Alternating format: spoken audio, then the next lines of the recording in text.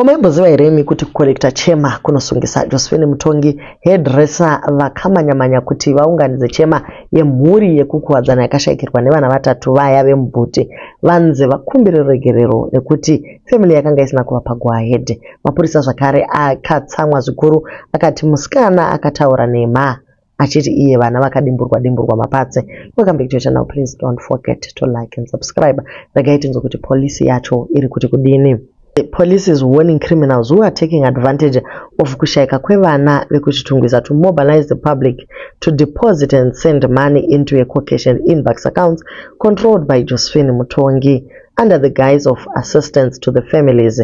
Iyi nyaya yekuti vana vane muviri wakachekwa nemapatsi emuviri wavo ari kuita missing. A demonstration iyoyo yakanga isingafaniri kurongwa nekuti Josephine zvakare ndiye ari kunzi akati iye ngatimirei tirwisane nemhondi idzi. For the record, the Zimbabwe Republic Police has no evidence that one or all of the victims vakanga vakadimburwa. The police is also coordinating a full post-mortem to be conducted musi wa6 October in Harare. The results will be made public in consultation with the families. The families of the victims, vati wa Josephine Mutongi, havana diri naye, who is openly using the social media platforms to create confusion among Zimbabweans.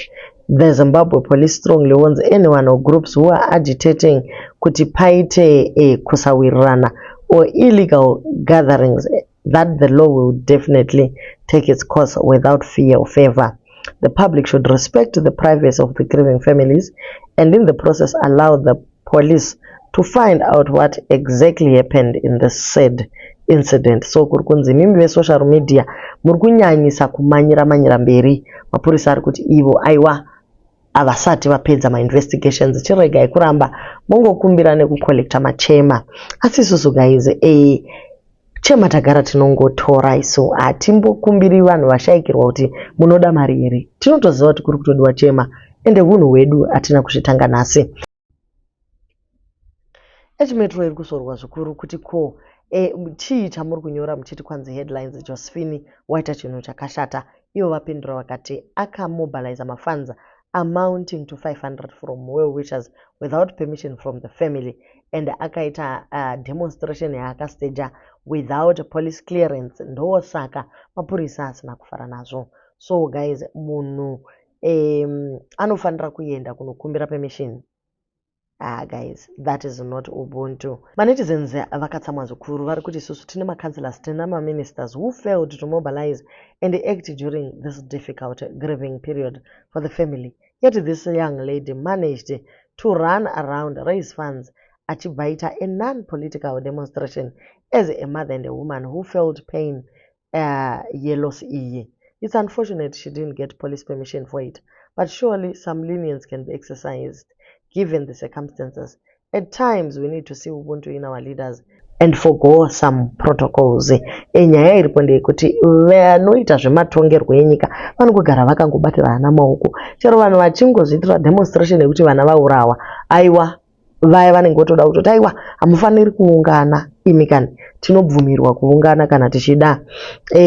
She should sue Metro mukadzi uyu kuti journalism iyi imbori rudzi chaiko. How do you even publish chinyaya chakaora kudai so?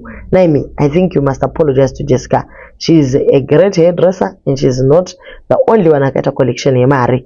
Of course, very much is not a clearance.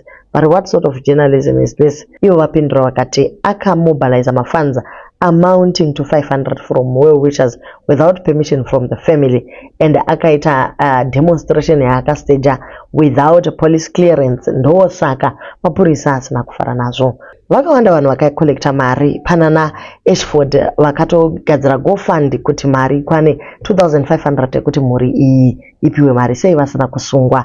Mudzimai uyu, she's a good hairdresser, vanoshanda zvakanaka navamwe, vaitawo zvavanokwanisa kuti mhuri ibatsirike, but still she presented all the money that she was given by the public. Saka chakumusungisa chinonzi cheye. So manetizens ari kuti tiri kumira naye Josephine uyu kumeka sure kuti hapana chakaipa chinomuwira nekuti zvaaita izvi zvinhu zvinofanira kutoitwa nevanhu kana vachinge vanzwa kuti kwaitika rufu. Iyo nyaya yevana vaya inorwadza zvikuru. Takatokonwa kana kuti kuitaura ipo pano guys.